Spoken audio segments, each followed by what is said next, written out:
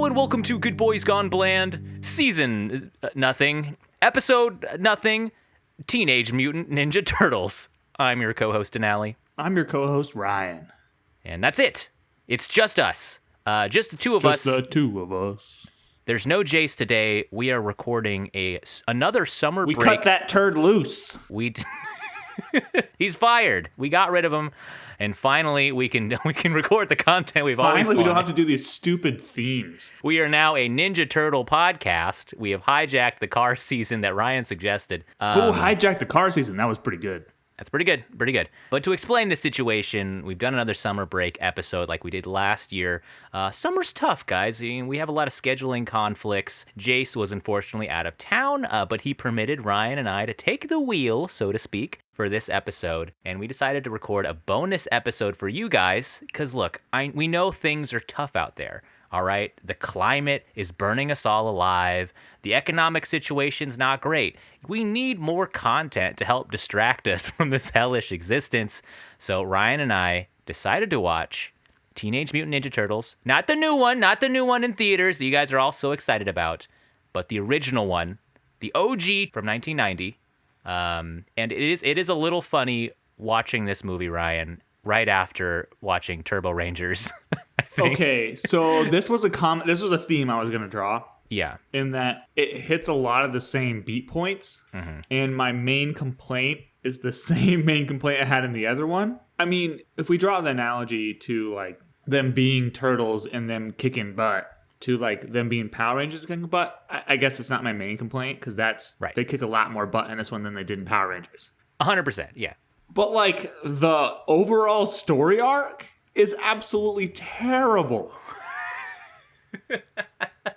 And don't worry, everybody, like normal. We're gonna get into it. We're gonna go kind of beat by beat through the movie and give our thoughts and favorites and disfavorites and likes and least likes. We'll get there. Yeah. And Jace fans, don't worry. He's coming back. Yeah. All right. Jace haters, don't worry. The joke density is going to hit a lot harder. Jace contributes a lot of joke density. All right. It's going to be... He's not here to defend himself. You don't got to do it. I feel like he deserves a defense. Like, look, you're a law guy. I really don't. Because he suggests dumbass movies that almost derail the podcast.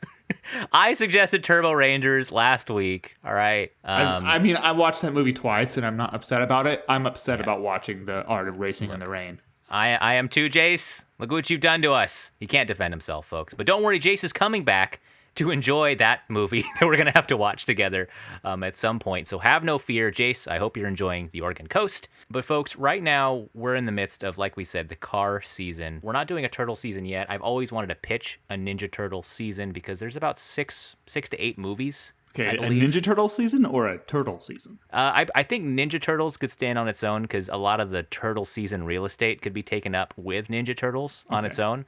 There's not a whole lot of turtle content outside of these four very good boys. But Ryan, what is your experience with the Ninja Turtles? Do you know about them? Did you watch any of the IP? Did you read the comics? What's your experience with TMNT? So I didn't read comics because I'm not a fucking nerd.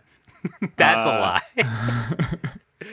But I did watch the show here and there, like when it wasn't like a religious watcher. I think I had seen this movie when I was a very young kid, like at a friend's house.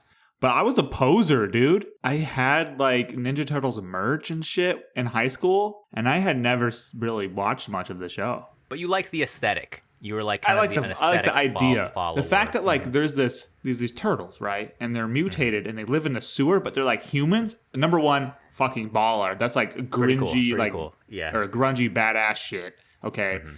And second, like they're named after like artists, which kind of like goes against that, right? That's like it's kind of a interesting choice. It's not like to make fun of those artists or anything like that. It's like, hey, look, we can be guys who live in the sewers and kind of wacky, immature people, but we can also like respect history. Yeah, that's interesting because like I feel like a lot of people adopted kind of the aesthetic of Ninja Turtles, like you said. It has such a big like pop culture effect. It's kind of like people who wear Bart Simpson shirts and shit. I mean, not everyone is a hardcore Simpson fan who's watched all 60 whatever seasons of this. I agree.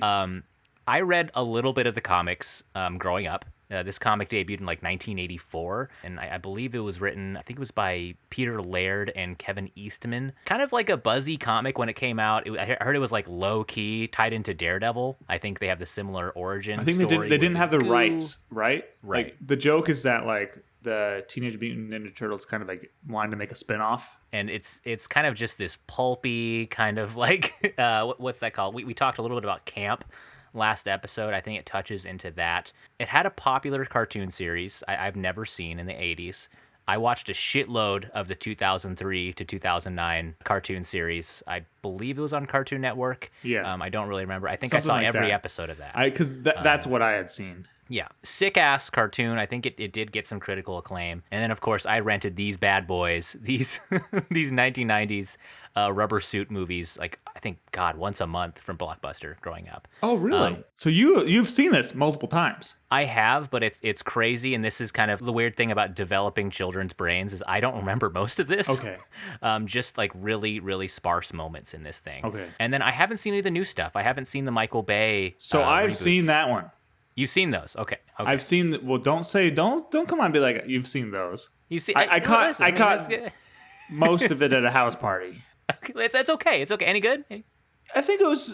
I mean, it's a Michael Bay movie. Yeah, right? Yeah, right. I mean, they could have taken the same plot line and adapted it to any other IP. So, but it's just kind of like, okay, this is on. It reminds me of like, it's kind of like the Eagle Eye aesthetic. You remember that movie Eagle Eye? I do.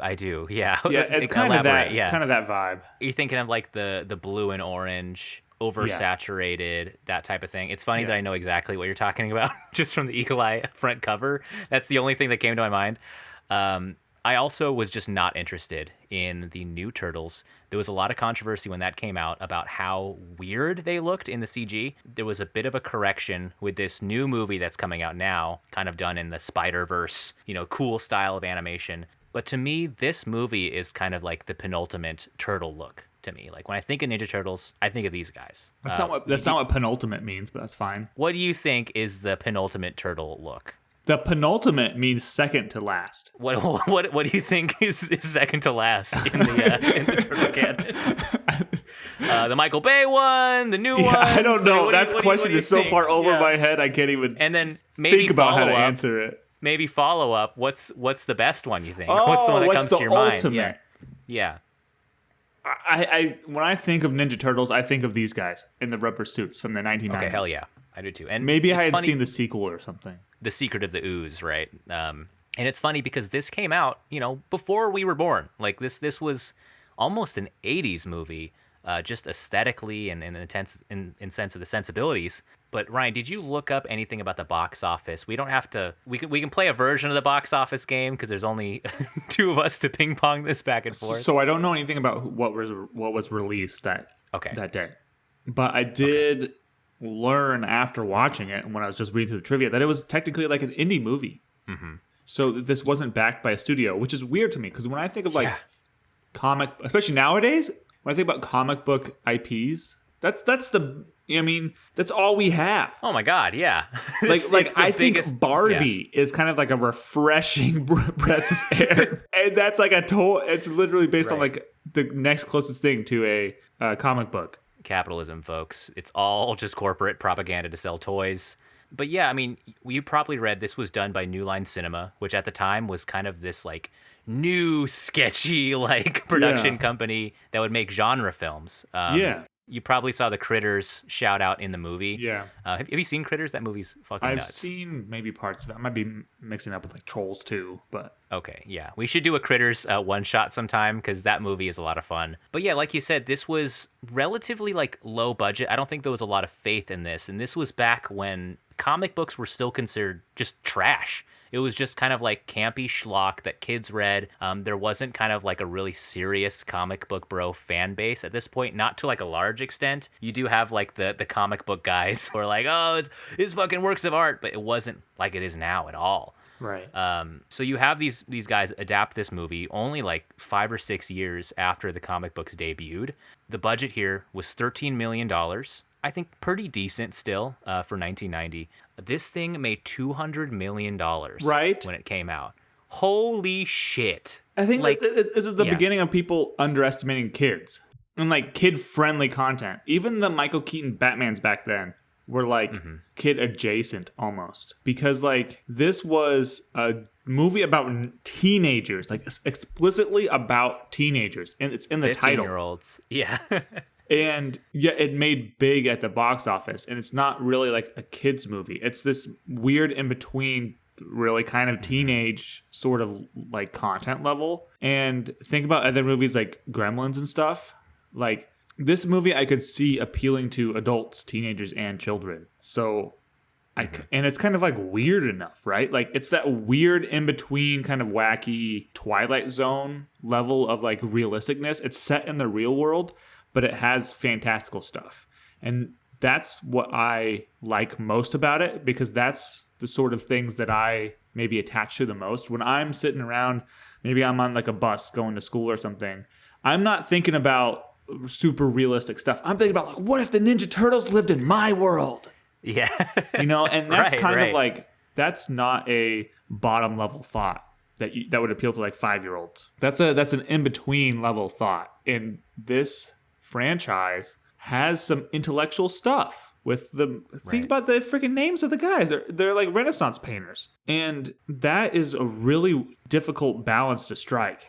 No, I agree. I mentioned the word genre films. I mean, it's a miracle this thing was ever made. If I was an executive back in the 80s, I would think you're fucking insane to make a movie like this. Like, who does it appeal to? Who is the target audience?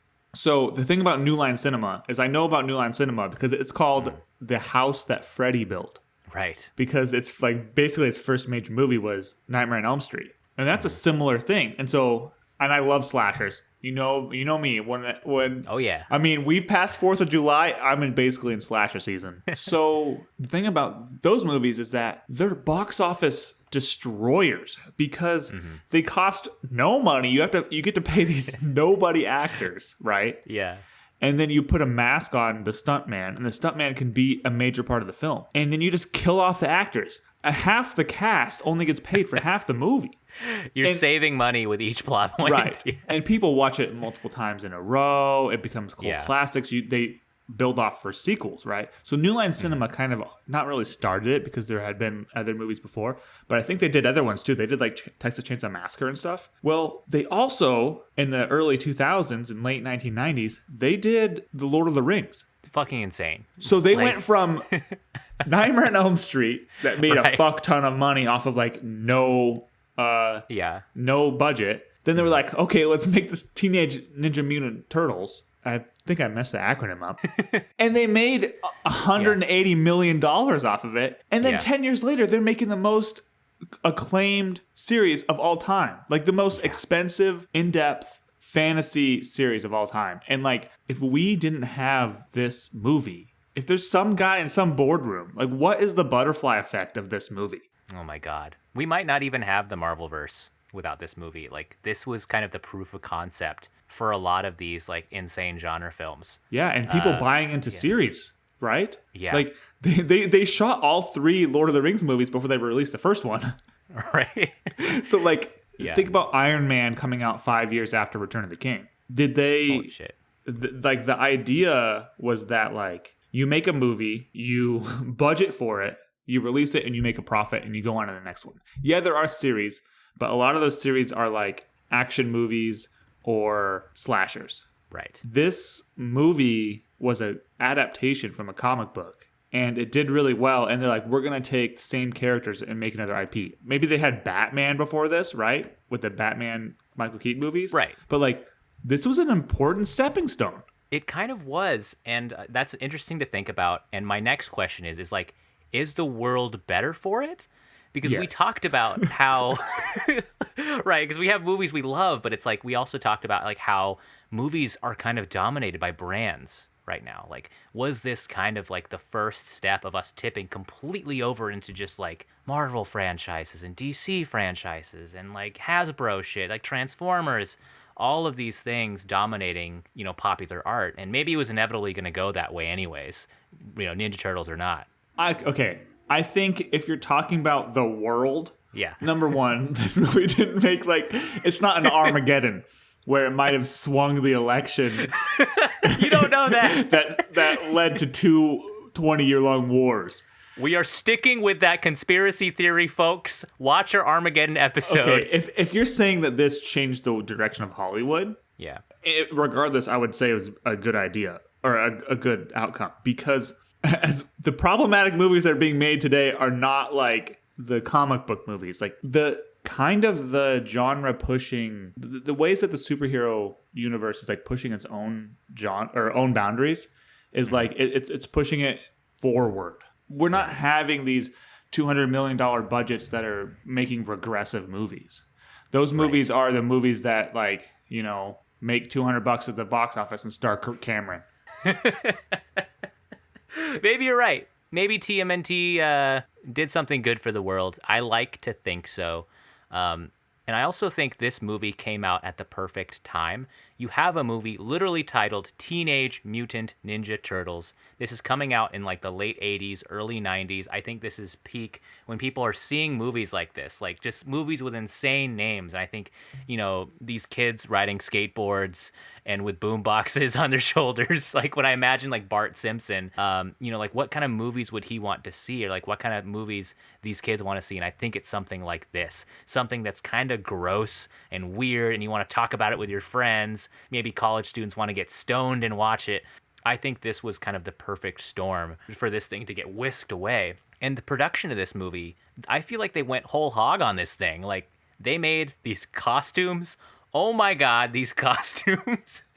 Jim Henson and his production company put these together. If you don't know Jim Henson, look him up. He probably made a ton of your favorite movies. Muppets. And even made fucking Muppets, Sesame Street, like all the costuming for all those, you know, Dark Crystal. For me, it's The Labyrinth. The Labyrinth, thank you. Yeah, these costumes, they're made of like fiberglass and foam, but it's so functional that they're actually doing stunts in these things, and they have these animatronic faces. It's a really different vibe than doing this animated. Like, how did you respond to the look of this movie? So my response was essentially, "Oh, that's how they're doing it." Right.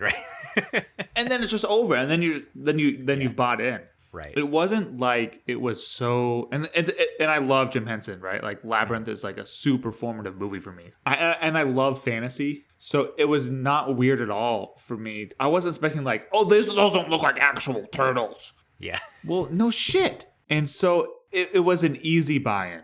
And I never was like, wow, this movie sucks. These costumes suck. I think the exact opposite. Those were some of the craziest, best costumes I've ever seen. You know, in some way, I wish that movies were still doing something this wild too.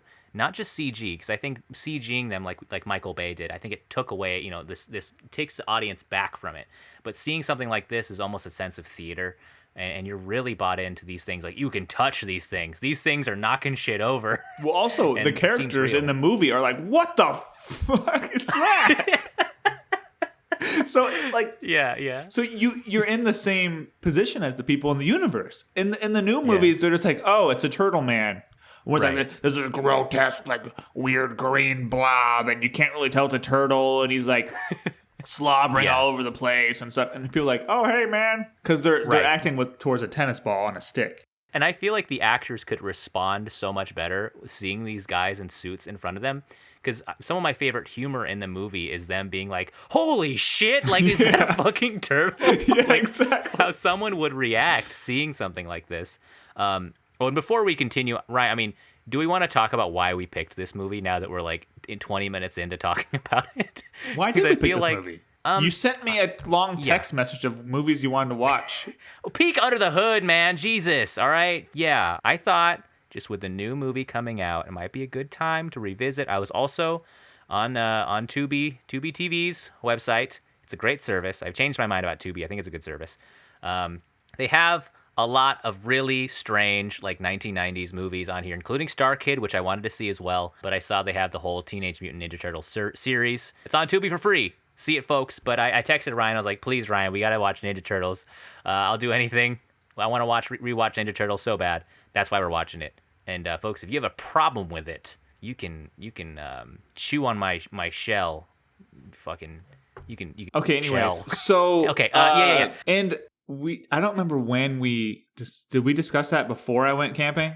I think so. I think so. Okay. Before he almost died. Yeah. Wow, spoilers. So also, I watched this on, must have been Friday night, and I had gotten home earlier that day, and it was a welcome palate cleanser, right? Like, it was never going to be like too offensive.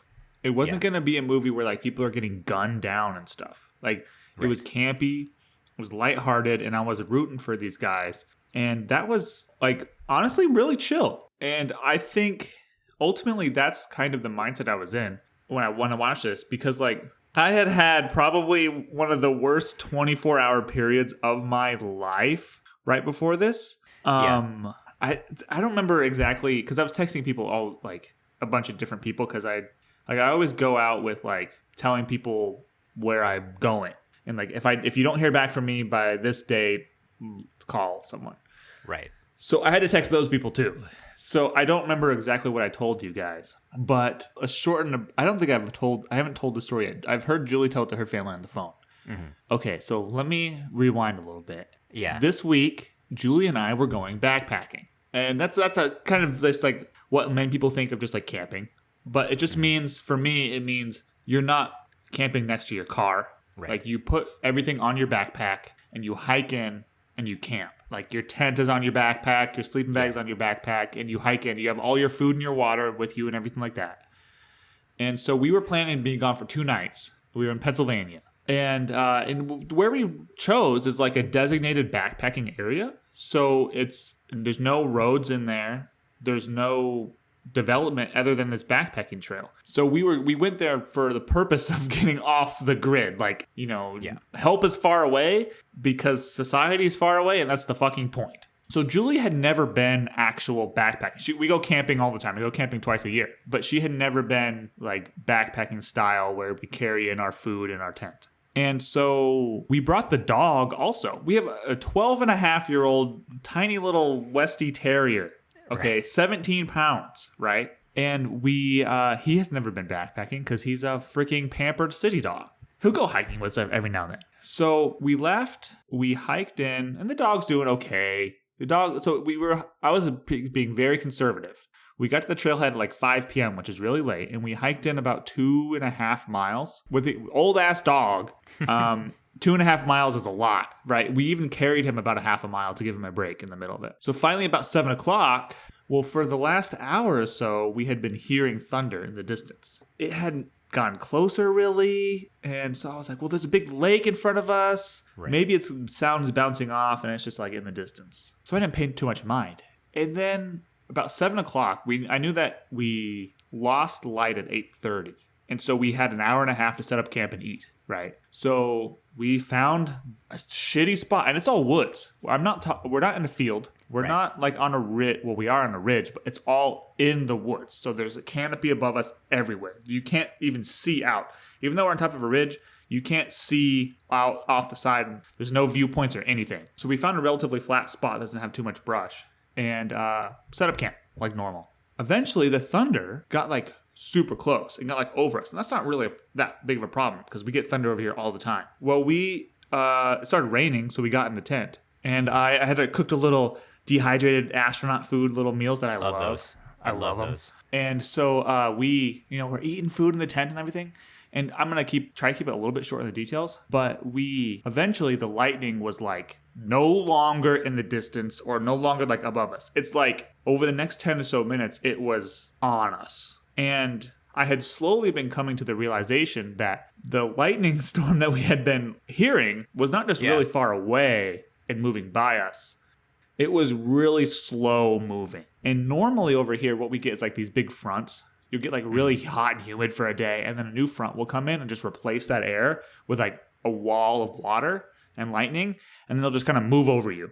It took hours to get to us. And so when it started raining and then lightning was like finally like on top of us, I was like, we're going to be in for like a long night, right? Like it's going like this storm. And by the way, I looked up the fucking weather. Okay. This was not on the weather radar. Okay. I mean, sometimes spur of the moment, you know. Right. I'm trying to give like a little bit of background to what my mental state was and like what my thinking was for long term. Yeah. Because I kind of like noted that this thing is going to take a long time to get past us if it took that long to get to us. Right. And then the rain starts really coming down, but we're in our tent. We got to fly. It's a nice, REI tent and everything like that. Yeah. We eventually, maybe about like 7:50, we notice that the air just boom, like changes. I'm talking about the quality of the air. And Julie mentioned it. She's like, Ryan, the air just like got like really fucking cold. I was like, what's happening, Julie? Is the wind's picking up and it's blowing the moist air from the rain underneath the tent. And we give off warm air. And so we trap the warm air in this tent. And so the wind is bringing the new cold, moist air in under the fly and it's making it feel cold. And I was so fucking wrong. like in the next 2 minutes, like you could just tell, like your skin like felt different. The air would like literally just was like, I don't know why this was like stuck out to me so much, but the air just like fucking changed. And right then the wind just changed completely. And so this is probably about 7:55, 7:58. We hear these two noises. We hear these two popping noises, like crack, crack. And they're really crisp cracks. And it's so crisp that I thought it was a bolt of lightning that like you hear the crack and then the boom. Yeah. I thought it was going to be like crack, boom. But nothing lit up and it was just the crack. And it was like so fine, like such a sharp, close noise. Like it was so loud, I didn't know how far away it was. And it scared the absolute bejesus out of us. Like I thought... Yeah.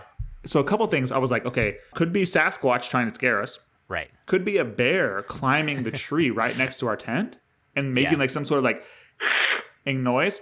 And maybe I just like misheard it. Could be fucking aliens. And it could be lightning and I blacked out the boom or something. Or like the boom hasn't hit us yet. Like I literally did not know what it was. So we got really scared. And I told Julie like, we need to start talking about emergency preparation. Right. Like literally, I think that was word for word what I said. So I'm saying like, if you get hurt or if one of us gets hurt, leave the dog, put on your rain jacket, grab your phone and a flashlight and a water bottle, and go to the car and the car keys. And I forgot to say car keys. Julie caught that. And go to the car and get help. Yeah. Like we had that conversation at that moment. Right. And then I looked out the rain fly. Like I unzipped and I unzipped the rain fly too, and I looked out in front of us, and dude. Not 10 feet. And I showed you these pictures, right? Yeah, that was nuts. So not 10 feet from the door of our tent is a tree. And it's probably 2 feet in diameter. It's a big old tree, a tree that we felt comfortable being around. And it is just like the trunk was splitting in two and leaning. And I could kind of tell that it was falling sort of away from us at an angle. And I was like, Julie, we need to go. No, I was thinking that, but at that point I didn't say it. And I was like, okay, Julie, it's a tree that's falling, but I think we're okay. Like, I don't see any other ones, right? Because we heard multiple noises. And at some point we heard another noise, another like crashing noise. But I looked out again in a few minutes after I had kind of like told her what I saw. And I said, I'm going to look to see whether or not it's going to fall on us. Because I had determined that it was a tree. Mm-hmm. And so I looked out again, and I was less certain that time because you can't really tell angles really well. Yeah. And it's half dark. It's 8 o'clock now.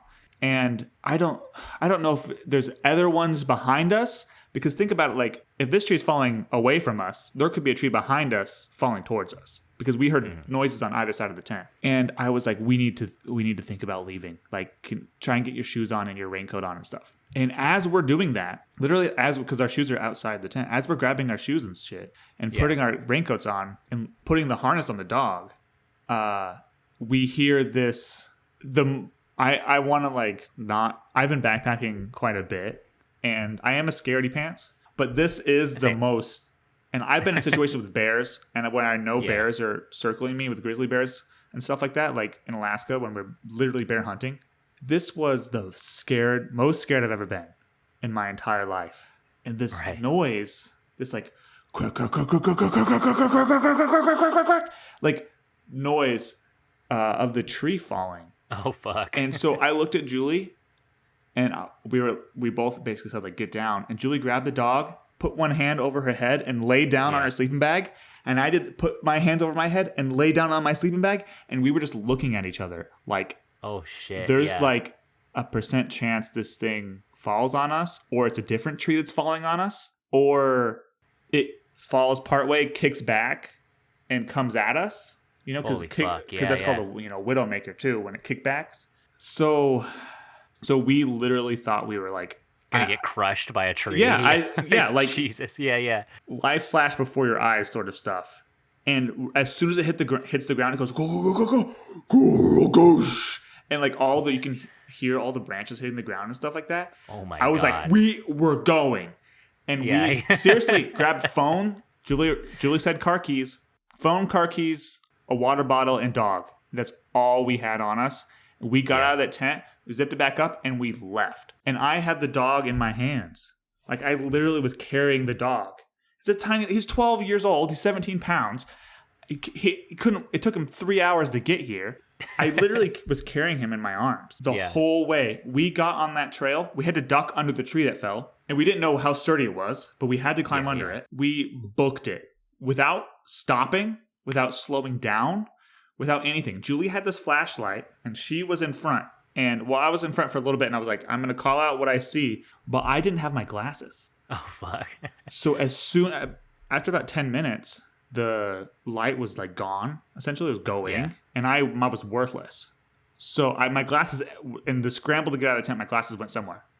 Oh, fuck. So Julie was in front of me. So we switched spots, and she had a little flashlight, and she would call out like, okay, step up, okay, log, okay, rocks, watch your step, puddle, like all this kind of stuff. But we never slowed down for anything. We just like, boom. And while we were going, we had to cross other trees that had fallen, like new trees that had fallen down. Because there's always trees that fall over the path everywhere, and they're all old as shit. But there's a lot of new ones. And literally that we didn't pass on the way in. So sometimes it would be the tops of the trees too, like the middle portion, and you had to climb through the branches and everything. We didn't have our backpacks or anything. We just had the dog. Right. So we made it. We literally 2.5 to 3 miles straight in the dark with Julie with the flashlight in front of us, like freaking that scene out of the first episode of Twin Peaks, like calling out the hazards for me. I didn't have my glasses, blind, carrying this dog, never put him down for 55 minutes. And we got to the car at 8:55. Holy shit. Absolutely drenched, because the whole time it's pouring like monsoon. Like over here when it gets humid and stuff, the air just releases all the moisture. Like monsoon style. It's taking fucking trees down as we're walking. And there's the rain, literally the pressure from the rain is the wind knocking shit over. Yeah. Wow. Yeah. And these are trees, like old forest trees. I'm not talking about like little tiny trees.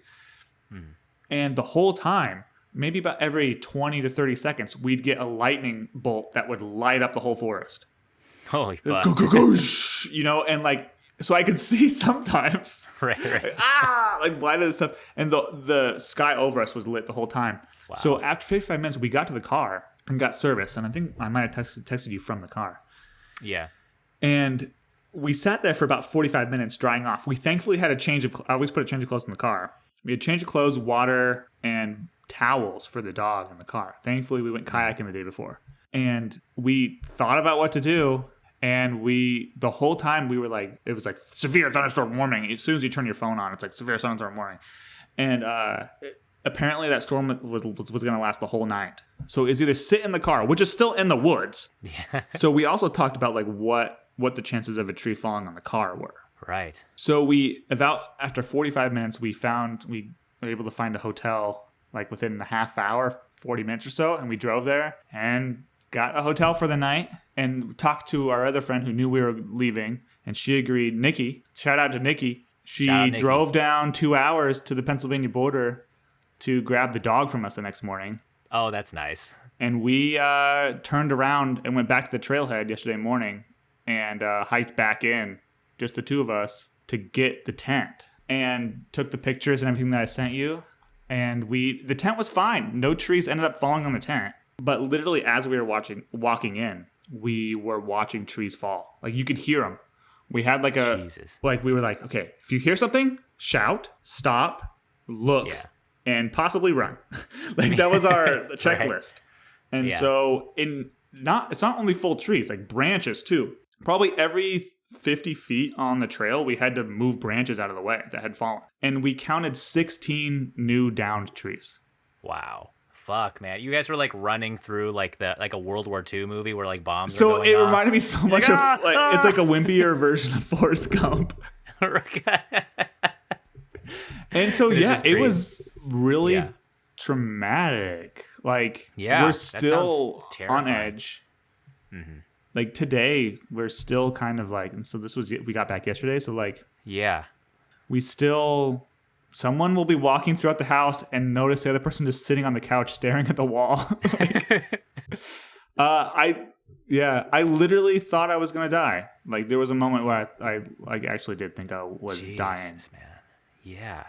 I mean, it's scary because like, there's an alternate universe where maybe the tree went the other way. You hear something so heavy land near you. It's hard not to think about what could happen. Well, right. Yeah. And so even now, I had this conversation with Julia. Like, I feel guilty. Like, I feel really, and sounds so stupid. And she told me, like, don't worry, that's stupid. But like, right.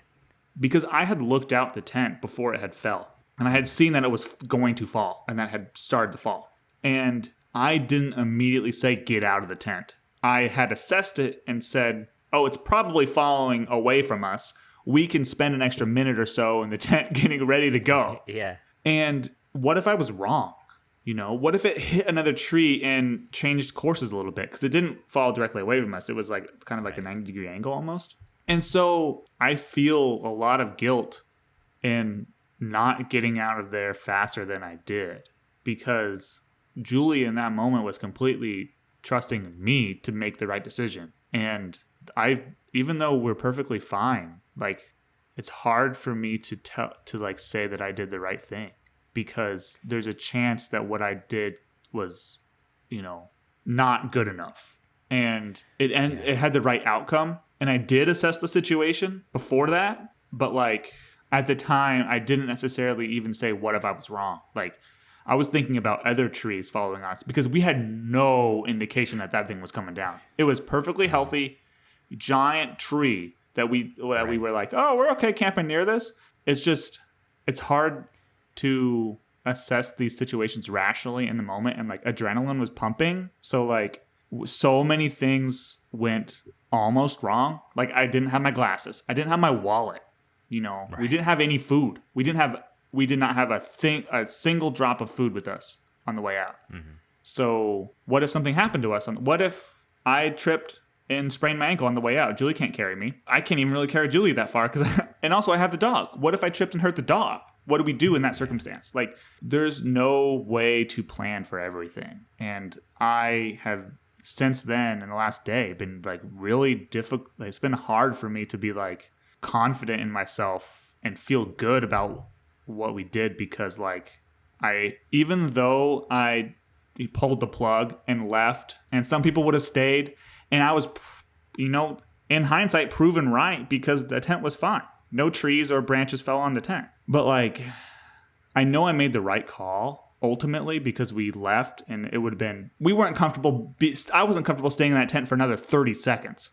Imagine being in it for another 8 hours. Yeah. And I knew at that point that the storm was super slow moving and it was going to last all night because I found out that the freaking thunder took 2 hours to reach us. Right. So like, it's hard. I still can't replay that and say I did everything right. Like I wish, even though and this is weird, the choices of words I'm using, like, even though I wimped out and like, pulled the plug. I don't know if it's right, but like that, I don't have any other way to think about it. That's how I'm conditioned to think about it. Like growing up with my family who's super outdoorsy, like even though I did that thing, like I'm still, the guilt I feel is actually that I didn't do it earlier. And I'm talking in the span of seconds earlier. Mm-hmm. And that's so hard. Like, why am I blaming myself for something that's in the matter of seconds?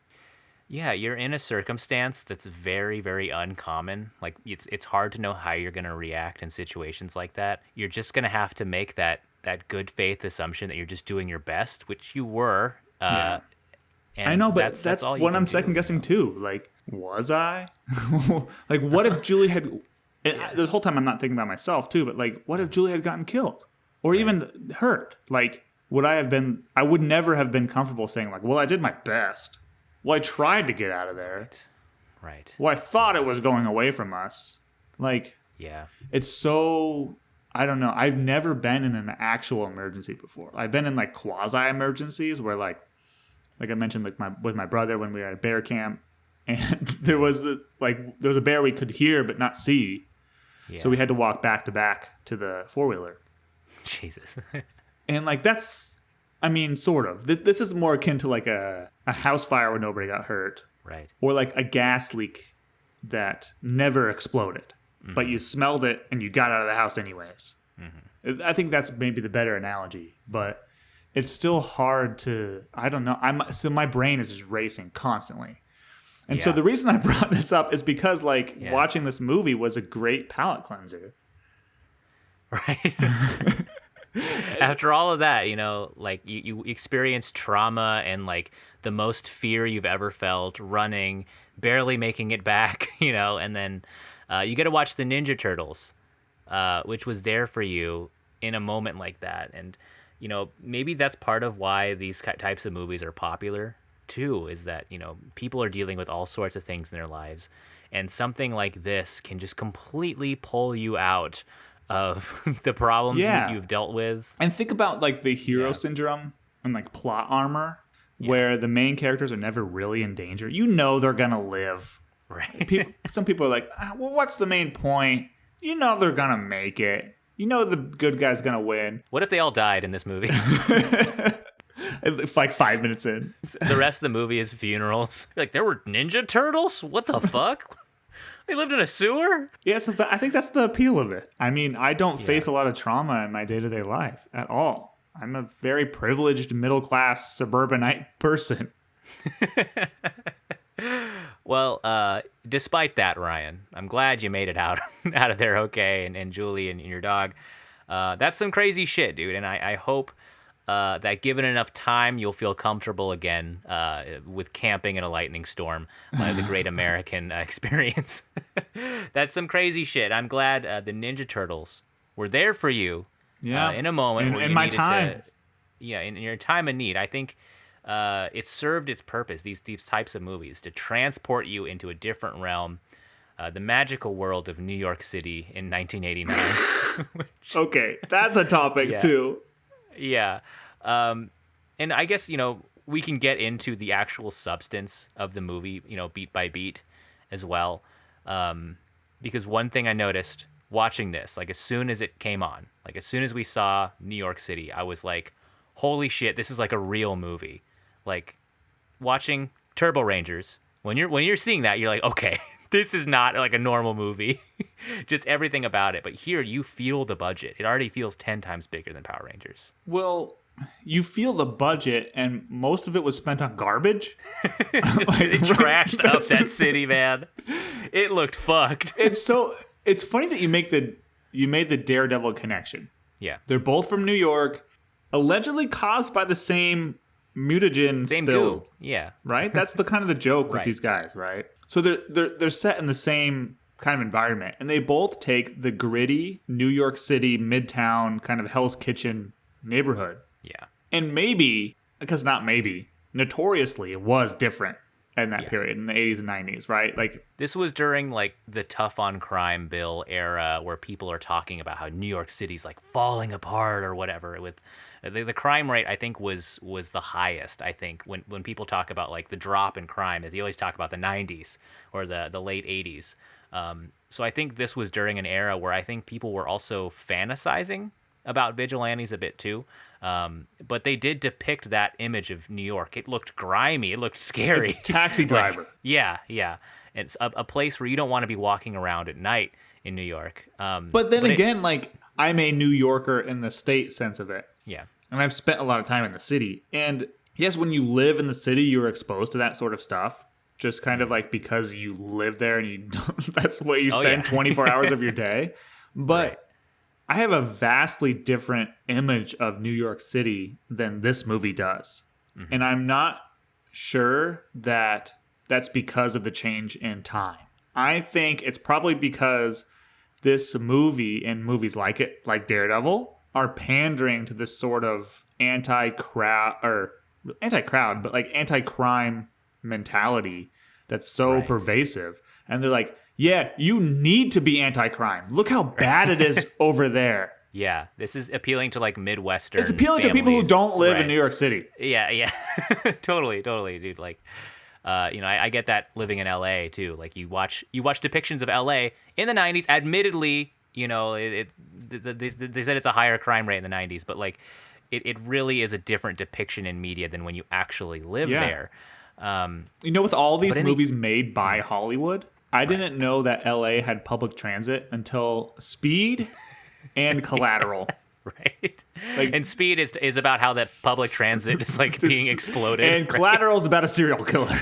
Right. It's like, don't go on our transit. But in the beginning of this movie, there's quite a bit of extras in this movie. I don't know if they're shooting with B-reel, but there's portions where there's like crowds, and there's a wallet handoff scene where one kid takes a wallet from one guy and they're handing it off to like 9 dudes until he hands it finally off to a ninja, like broad daylight. And you see this like ninja hand grab it, and they're not even like really hidden. It's like daylight is hitting this ninja hand.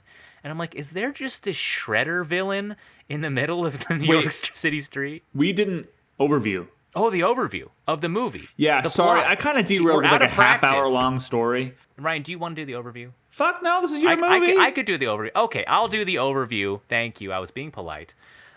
Teenage Mutant Ninja Turtles. This is an adaptation of the famous comic book / cartoon series. This is the origin story of the Teenage Mutant Ninja Turtles. If you're not familiar with these guys, they were turtles, baby turtles, and they had some goo spilled on them, and also a rat got some of the goo too. The rat got big. The rat got big, and he got smart. And the turtles got big, but only a little smart.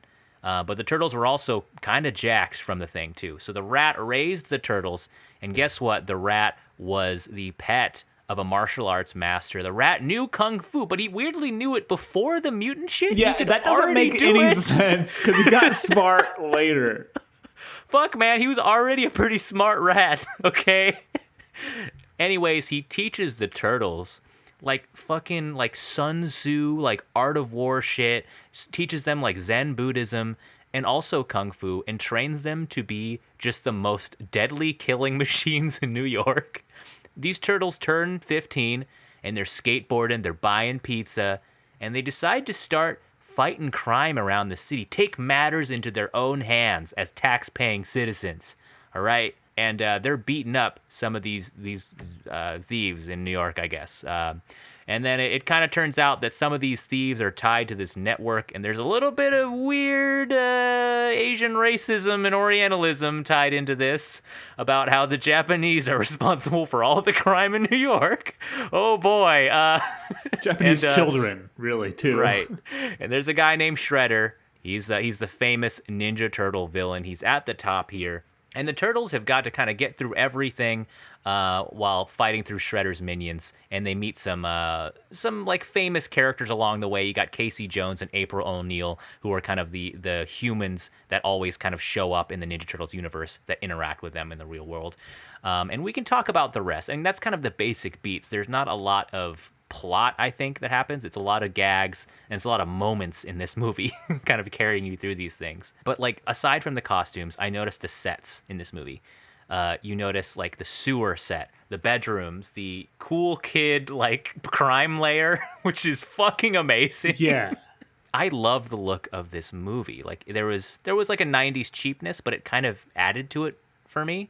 Seeing like the kids skateboarding around in this neon lair with arcade machines. You know what it reminds me of a lot? Yeah. The Grinch. The Grinch, the Jim Carrey Grinch? Yeah, right? He's in like he's in a green, like really cool makeup costume.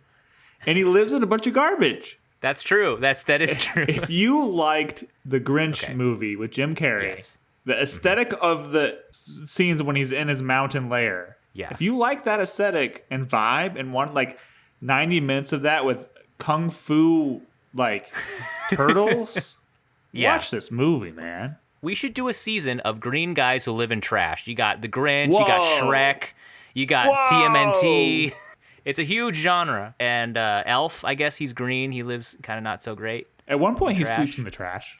He does sleep in the trash. That counts. It's going to be low on the meter, though. I also loved in this movie that it's made in 1990. I loved like the 90s like New York pop music that's coming into this movie. It feels like a bit like a period piece to me, just the fashion and everything. It's wild that this was made. It felt very like CBGB.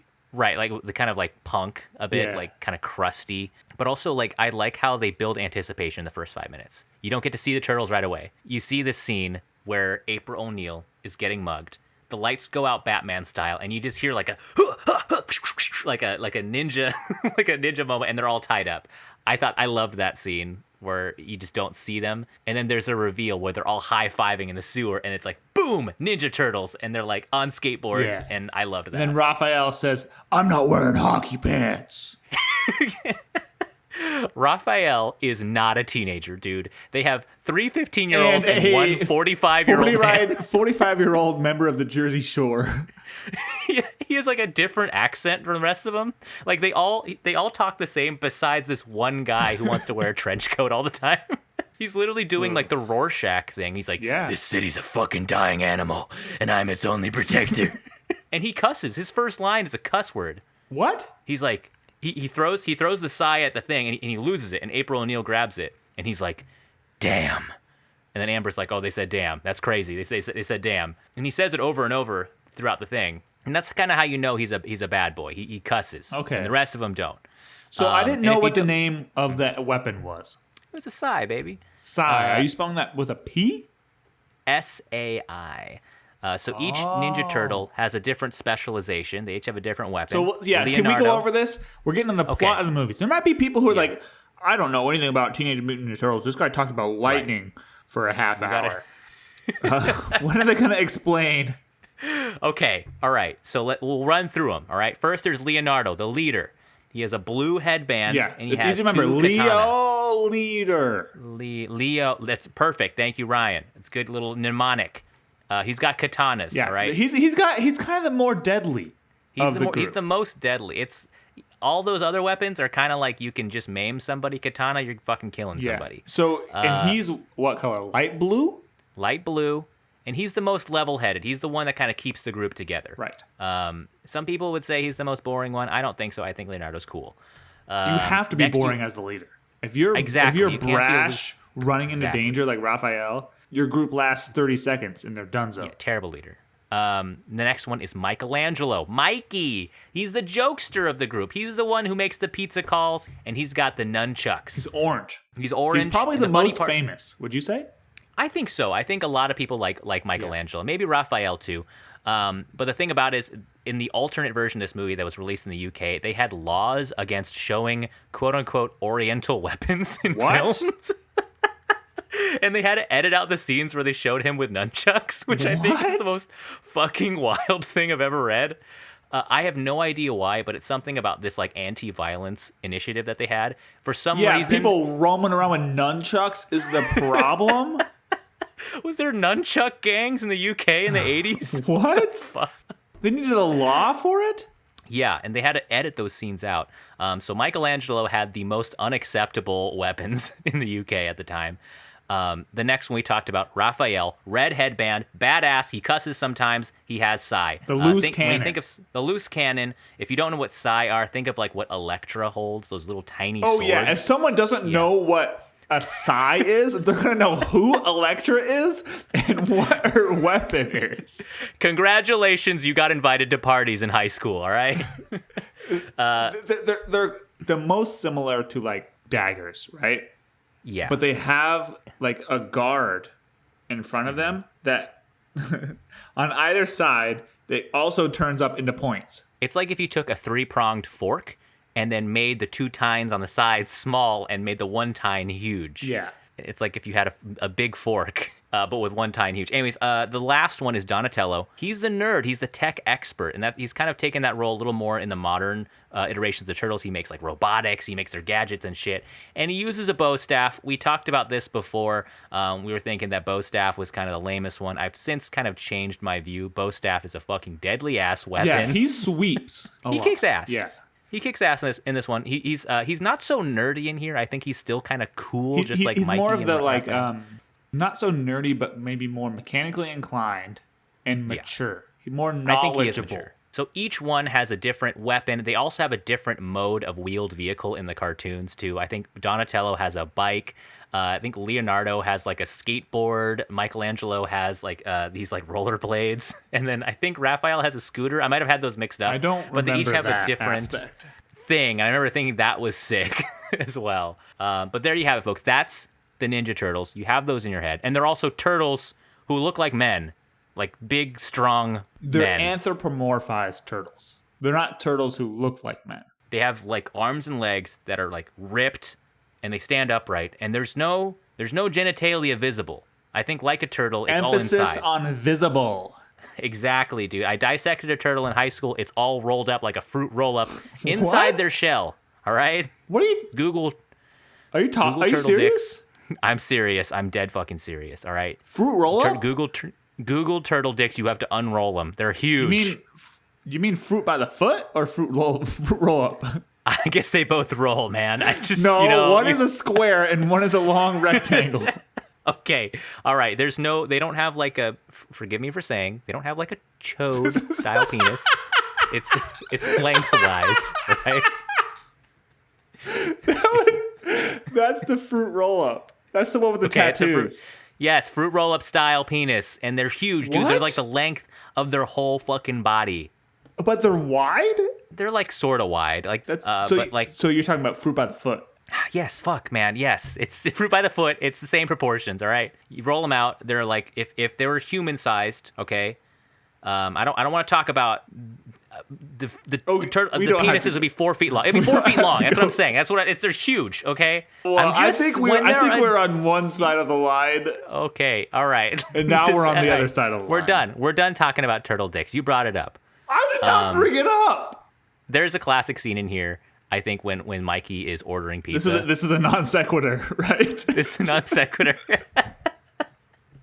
But like when Master Splinter shows up for the scene when Mikey's ordering the pizza, that's when I was like, holy shit. Like they also do the same animatronics with this rat costume. This is kind of the start of when I was like, oh, there's a little bit of a weird vibe with the Asian accents going on here. There's obviously not an Asian guy doing an accent. It's kind of like he's reading like these fortune cookie style things. Like I don't even want to do an impression of it. Yeah. But it was a little weird. But I do like some of his speeches to the turtles. Like he's kind of teaching them to be like not toxic heroes. And even he talks to Raphael in a good scene, I think, where he's talking to him about the anger he feels. And he says that anger, when turned inward, is an unconquerable enemy. And he's like, you can't keep going like this, dude. You need to like get with your friends and family. You're getting fucked, man. You're trying to do this one-man show. And I liked that. I think that was a bit of like an anti-Batman moment. That's an interesting take. Yeah. I was really surprised at how much of this movie was directed at dads or kids who didn't have dads. Yeah. Necessarily. Or maybe like didn't have a good role model because Splinter is the rat and he's their leader and he's an absolute badass, apparently. He's awesome. Yeah. But he's sitting down and he never raises his voice and he talks to the turtles and says, hey, you need to be a little bit more introspective. And that is so crazy. And throughout this movie, he does the same thing over and over and over until the climax of the movie where he actually whips out his kung fu. Mm-hmm. But there's one scene about 2/3 of the way through this movie where he says, spoilers. Yeah. He gets captured by the bad guys. And he's talking to a kid who does not have a good role model. His dad's basically abandoned him. So the kid joined the evil gang. And he says, like, these people aren't your family. Your parents probably do care for you. And if not, essentially, like, I'll be your dad. Right. And he says, like, all fathers care for their sons. And he's talking about the turtles. Yeah. And he's essentially saying to this kid, like, let me go so I can go be with my sons and protect them from you, essentially. Yeah, I thought, like, I appreciated his tenderness, and the turtles really respect him, too. Like, even when they're acting out, they actually listen to him, and when he's like, he could have been like, "Oh, you fucking kids, stop it with the skateboarding, Jesus Christ!" Like, but he's actually like, "Okay, guys, let's reel it in. Like, you know, this is what we got to do." And or sometimes he's just like, "Ah, they're fucking kids, whatever." I think it's like a nice, non-toxic role model in here.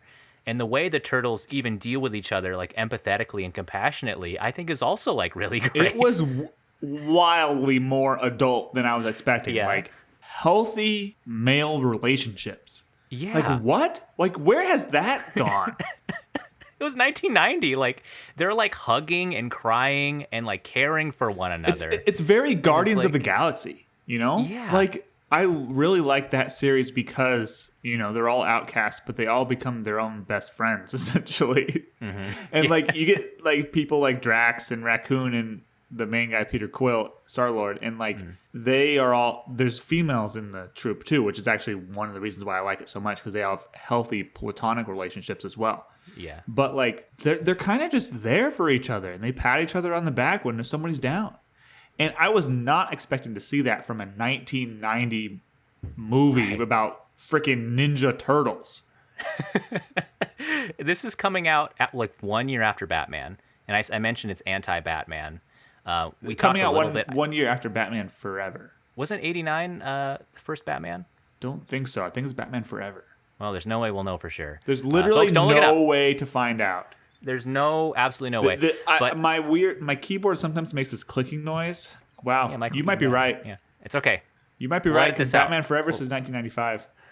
Oh shit! Oh, who's the Batman? It's okay. But yeah, but Batman, it's kind of like we talked about. It's like kind of like an incel power fantasy where it's like one man and he takes fucking vengeance on the night, and it's just him, and he's a billionaire, and billionaires are great, and you know, but like Ninja Turtles are. They're kind of communal, and there's a totally different vibe. Yes, it's still like vigilantism, and they're still basically killing these fucking people. I do think it's a little bit of an antidote. I did like the scene with the pizza delivery driver where like it's kind of in the commercial too, I think, where he's holding the $10 bill through the sewer grate and he's like, "Hey man, drop the pizza down here." And like I loved that scene. I remember seeing it on TikTok. People just like really loved that weird turtle scene. Seeing New Yorkers just interact with the turtles in the wild, I think's the most fun part.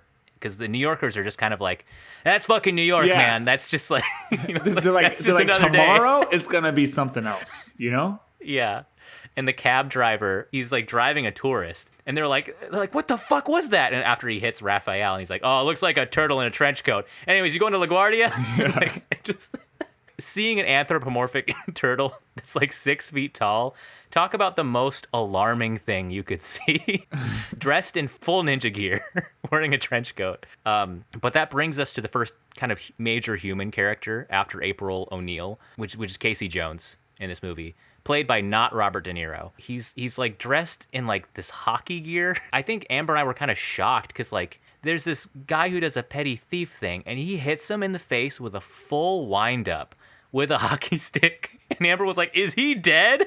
Oh my God." So this is something that makes me uncomfortable with violence in movies. And I think that using like guns, obviously, like as a weapon, I think it's way overused. And I went on an anti-bones rant not too long ago.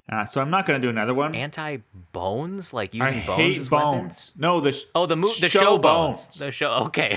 Yes. Okay. We established that. Yeah. Okay. But that's all gun related. But like melee weapons as well. Right. I remember being scarred as a kid by some like John Wayne or like Bonanza movie or something. But when they killed some guy with a 2x4. And like I was scarred from it because that depiction was realistic. And therefore, I don't think you should go around in kids' movies and have a cartoonish version of that with no consequences and have it not be realistic. It'd be like, "Hey, this is what you should do if you ever run into somebody you don't like. Hit him in the face with a golf club." Right. Like that's actually like a really brutal way to, you know, it's very brutal. It's very like animalistic. And I was taken aback that they took that approach. I thought it was going to be like Jackie Chan movie or like Bruce Lee movie style where he hits a guy with a nunchuck and that guy goes kind of flying out of frame. Right. It was, I don't know. There's a couple, especially that scene you mentioned, when the golf club scene later, like took me out of the movie a little bit. Because those are kill shots that he's doing. And if not, you would traumatically injure someone. Like that you're doing 20 years to life in prison, essentially. Yeah, dude. I mean, it's a kid's movie, too. Like, I would understand if Casey Jones maybe just swept the leg or, like, hit him somewhere where the guy would be like, oh, and he'd fall over. But to do it like that, I think, is a choice. You're also trying to, like, run that line of, like, the Ninja Turtles having these deadly weapons. Like, how is Raphael supposed to fight when he has nothing but stabbing weapons? And, like, is he killing these ninjas? And there's an end scene where there's, like, 100 teen boys laying on the ground. And we're like, are they dead? Did they kill them all? And they kind of like show like, oh, they're all knocked out and they're all waking up. But we were like, man, this is like writing a really, really weird line. You're not sure what the stakes are here. Are people dying? Are people getting beaten up? But to get into, I mentioned April O'Neil. What's the actress' name? April O'Neil. Judith. Played by Hogue? Judith Hogue. She's like first billed when you look them up on IMDb. I think she's been in some other stuff. She's been in Halloween Town and also Armageddon, another a repeat showing for us. Shit. I actually liked her performance in this. At first, I thought it was kind of over the top, but then I realized it fits perfectly into what this movie is. I didn't find anything to dig on her. Actually, like I liked it. Yeah, and then the scene where she wakes up in the turtle lair, surrounded by the rat and the 4 turtles, and she's like, "What the fuck?" I thought she played that really well. I actually laughed a lot at some of her reactions. I weirdly found the humor in this movie to hit like in a way that I didn't expect. Like it wasn't like Power Rangers where I was just like, Jesus Christ, like let's get through this thing. I actually laughed with the movie a few times. It wasn't every time, but it was more than I thought. Yeah, that's what I sort of was going with my like palate cleanser explanation is that like you can guilt-free laugh here. And that's something that we've talked about a few times where like there's some maybe mid-2000s comedies that you cannot guilt-free laugh at very much. Like you might laugh, but then when you have to justify why you find that funny, like you're like, okay, uh-oh, this is a problematic piece of media. And we definitely have never reviewed any of those. Nope. So don't worry. You don't have to rewind. Don't worry, folks. But this movie is about freaking turtles, and they're like teenagers and stuff, and they're joking about pizza, and like it's just different. It's very innocent, except for what we just talked about with the violence. But like, I there were a few Asian jokes where I was like, I don't remember any Asian jokes, but there definitely was like sensitivity to where like in this movie, there was one. The Asian people were portrayed as a other. They were all evil. There's us, and that's white people, right? And there's an other, and those are minorities. In this case, specifically Asians. And they're gonna teach your kids kung fu is cool, and they're gonna turn them into terrorists. Yes, but also because you will like abuse and neglect your children, like they're gonna take your children in for you, and you're not gonna like what happens. Yeah, treat your kids good, or the Asians are gonna come for them. Yeah, right. That's maybe what it is. There was an Asian joke said by April O'Neil where she's surrounded by ninjas, and she's like, "What, am I behind on my Sony payments?" And I was like, okay, all right. Like, she sees that they're like Japanese, I guess. Oh. Yeah, and then there's a really quick joke by Casey Jones where he's making fun of how I forgot like the Asian henchman sounds, where the guy he's making a noise and Casey Jones is doing like a mocking noise of that back to it, where I was like, that's a little weird, dude. Oh, okay. Like it's a more innocent time. 1990s. They liked racist jokes. I mean, it's not like a movie coming out nowadays making the same jokes. It was more like it's coming off the backs of probably like Karate Kid and stuff like that too. And think about how far removed Jackie Chan and Bruce Lee were from this era. But like there's a kung fu in this movie. There has to be Asian people. How do you do that? Well, the turtles are fucking Italian. Therefore, the only roles left are the bad guys. Right. It would have just been helpful even if Casey Jones was like an Asian person, or just have another character in here. And like you said, there was a sense of like us and them in this movie. Like they were kind of like the butts of the jokes, or things to be overcome. And they're like, yay, we made it, us normal folks, and those other guys are gone. I did feel that in this movie quite a bit. And I think there was a bit of a correction with just like how white this was later on. You know, I think they kind of broadened the scope a little bit later with these movies. We mentioned a little bit about like the fight scenes. I loved how like the choreography was done in suit. Yeah. And there wasn't a lot of cuts, man. They actually were doing these flips. Interesting. Yeah. When I'm watching a movie about freaking turtles and my wife is on the other edge of the couch, she's like, wow, this choreography is actually really good. It's weirdly good. And I was like, yeah, you know what? I hadn't really kind of noticed it, but like there's people, they're doing flips and everything and like they're fighting off multiple people in one shot. And that does not happen nowadays. Yeah. And you take like a side-by-side comparison. There is a group fight in Turbo Rangers. And you see like the Red Ranger fighting, and I like slowed it down. I like went back to look at it. And the people in the background are just scooting back and forth to look like they're fighting. It's really obvious they're just like dancing in the background and waving their arms around. But you watch the Teenage Mutant Ninja Turtles movie, everybody is doing something in that frame. They're all kicking, that's totally choreographed. And also I think the stunt actors who are in there, they actually know how to use these weapons.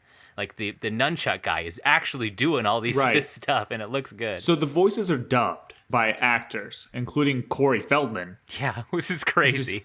Absurd. But except for Raphael, right? He was Was he done by the... He was dubbed, but it was the same actor. Okay, I didn't know that. Yeah. I like the charisma of the Turtles, like how they played with each other too. Like you kind of feel that. We talked about like they're emotionally tied together, but also their quips. That scene where they're all just doing impressions from movies and they're all laughing together. You feel like they have this rapport. That one scene where Leonardo and Raphael are fighting and Michelangelo is just like, oh, I think they're fighting. You want to go to the kitchen? They're like, yeah. And they like sneak out and they let them do their thing. I think little moments like that kind of make you really like these characters. They're siblings. And they're siblings, and you feel that. And I wasn't this is not fair that I'm comparing these movies, but I didn't feel it in Power Rangers. Power Rangers felt like 5 separate people who just happened to be in a movie together.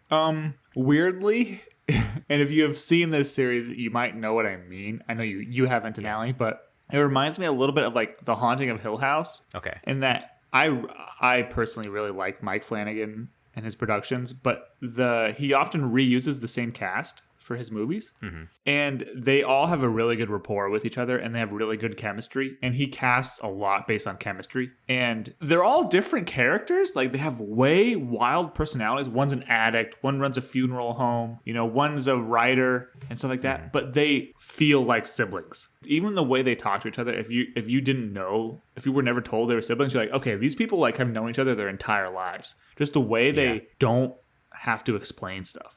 That's what I feel like with this movie. Yeah, like what you mentioned, where one character is talking to another character. And he's like, "Oh, this person is going to want to go to the kitchen and get snacks with me." If I was talking to one of the other members who's currently not in the conversation, they would be like, "No, what the fuck?" And it's like show, not tell. It wasn't like, hey, buddy, you remember back in 93 when you and me were getting this thing and blah, blah, blah, and that happened? It's like you see the relationships Right. happen. I completely agree. And yeah, and that makes all the difference. Speaking of the origin of their relationships, there is a great origin story scene where Splinter is just taking you through this wild fever dream. And there's these box turtles like squishing around in this like glow in the dark goo in a can that's labeled literally radioactive toxic waste. I love that whole sequence. Amber was like, oh my God, this is amazing. The puppet rat. Holy shit. So they got a foot tall puppet to be the rat before he was changed by the mutagen to be big and smart. Right. And the rat has like a lot of head movement. He's like a tiny human. It looked bizarre. He's like, weird. Oh, okay. And he's like nodding along and like eating stuff. And he's like, and that was probably the worst part of the movie, like objectively speaking. Doesn't make any sense. It was incredible, man. Yeah. Well, and also the scene where he's doing like the karate moves. You kind of figure out that he is the pet of this master. And he's in his cage. He's like, huh, huh. He's like doing these formations with his arms. And you kind of find out that a Master Splinter has a tie to Shredder. So Shredder is like the mortal enemy of Splinter's master, I guess. And it turns out Shredder is kind of like an incel. He wanted this girl, and the girl liked the Master Splinter's master. This is kind of confusing the way I'm saying this. No, it's confusing in general. It is. And then and so Shredder got really mad that he didn't get the girl and she didn't like him. He got really mad about that, so he ruined that other guy's life and I guess like killed her, right? Was that? Yeah. I don't know. Wasn't that what happened? I don't know who died when. I think they all died. I know right? is that in my mind, before this movie, like right now, I would have not been able to tell you which one is Splinter and which one is Shredder. Like, they need to come up with some more distinctive name. Because even Julie was like, so who's that? Shredder's the guy with the blades. Shredder is the guy who looks like he would shred. He would shred. Splinter looks like the guy who's covered in splinters. It's very easy when you look at them. And the Teenage Mutant Ninja Turtles, they're the turtles with the ninja masks on. And that's also which is how also very confusing. Let's back up. Because before we see the Teenage Mutant Ninja Turtles, what do we see? We see other ninjas, We see other right? ninjas who look a lot like the Ninja Turtles, who for some reason have like wire cages over their eyes. That was cool. And I was like, oh no, I picked the wrong movie. This was supposed to be the one with the rubber suits. I thought I was looking at Raphael because they have like these red bandanas. Headbands. Why? Amber had the same Why did they have reaction. fucking eye cages that made them look like turtles? When you see the turtles show up, though, you're like, okay, those are very different. Well, sort of. Those other dudes. Sometimes, like, I don't know why they would do that. I don't know. There's the 90s, a lot of cocaine going around in the studio systems. I think they wanted to make something the heroes looked of turtles like ninjas. Well, it was going to be confusing if the audience thinks that the enemies are also not turtles, because then why would turtles be fighting these humans? Well, what if we just made the humans look like turtles? That would be an easy transition for people to understand. Oh, okay. These turtles are green and huge, man. Like, I had no problem. I had a serious problem. These guys are not turtles. In the beginning of the movie, though, before you've seen the turtle suits, you see these guys who look like turtles. Yeah, well, wait till you see the actual turtles. And then you see the actual turtles. But, like, it's still confusing. I still didn't know whether I picked the right movie. I get. I mean, I saw the front cover, I think, but Amber had a similar moment where she saw the costume and she was like, "I thought these guys were good guys. Why are they stealing wallets?" And I'm like, "No, that's not the turtles. It's like they have no shells. Like they're not here yet." There is a fear that like they didn't commit fully to the costumes, right? When you see those two, but then you see how fucking hard they committed later. You're like, okay, this is sick. You get a pass. To go back, pass for having $6 left over on the bad guy costumes. We spent $13 million on these things. We got to make them do kung fu in them. They weigh an ounce. It's crazy. Like to talk about Shredder, I think it makes sense that he's like running an incel indoctrination program with these like young impressionable teen kids too. He's like doing this weird thing where he's like, society has cast you out, and you need to strike back at society and be a man and join my thing. He's like, I'm now your father. And all along, he's just a sad little boy who didn't get a girlfriend, and now he's taking it out on society. And you have this non-toxic masculinity happening with the Turtles and Splinter, and they whoop his ass. I just think that's tight. Yeah. We need to break down Shredder, the bad guy, who is the villain. Yes. I did not like him as a character. I didn't like his art. No. It wasn't good. So Shredder is just a talker for 99% of the movie. And then the last 2 minutes, he shows up on the rooftop and it like fights the turtles and beats the turtles because they're fighting them one-on-one. And then in the worst arc of any, it's worse than the freaking Malagor arc from Power Rangers. He gets fucking clowned. He gets his ass whooped. Shredder gets fucking taken to school. By Splinter, by the rat. It was a real rookie move Shredder did. Shredder pulled the move that the Power Ranger did in the beginning of Power Rangers. The blue one when he did the kick too hard and he flew out of the ring. Shredder, like all that happened, it's really funny to me because like the turtles are like, fuck you, Shredder. And they're like, all right, which one of us wants to whoop his ass? And he's like, I'll go first, which I like that scene. They each like go in and they get incapacitated. Shredder is then waiting patiently, very politely. He's kind of pacing back and forth as the turtles are in a huddle. And they're like, okay, guys, I think we're getting our asses kicked here. We got to work on a new plan. And Shredder's just like, okay, I'm gonna wait. I'm not gonna attack these guys. I've been trying to kill the whole movie. Splinter shows up, and all Splinter does He's basically like, hey, Shredder, you fucking loser. And Shredder's like, ah! Ah! And he just sprints straight at Splinter, like with a spear. Who just Toros him to the side? Yeah, he just fucking throws him off the building. Instantly. There's no build-up. There's no, like, dramatic, like, you know, moral lesson or nothing. It's just the main guy runs off a building. Like, Shredder loses all of his composure just from, like, one line from Splinter. And, like, just charges at him, gets completely clowned, falls off, and then Splinter does get to say one more thing to him. He's like, you've got no fucking honor, you loser. And he falls into the... Oh, yeah. You know what's worse than dying? Dying with no honor, like you. Yeah, motherfucker. Splinter gets one trash talk in. And he gets trash compacted. Holy shit, this part. Oh my God. I was so surprised that they showed it. Yeah, Casey Jones. Again, the murderous, sadistic Casey Jones. He sees this man fall like probably 50 feet. Probably doesn't know who the fuck he is. Did we? Have we thought about it? Wait, that Casey might have thought, like, this is my time. I saw some random guy fall in the back of a dump truck with it's equipped with a trash compactor. I could probably get away with pushing this button right now. When Shredder falls into a trash can like this, he's probably broken every single bone in his body. Yeah, he's a McRae. Like, he will never be like Shredder again. Like, he could probably just, like, go to prison at this point. But Casey hits a button and he's like, oh, oops, like whatever he said.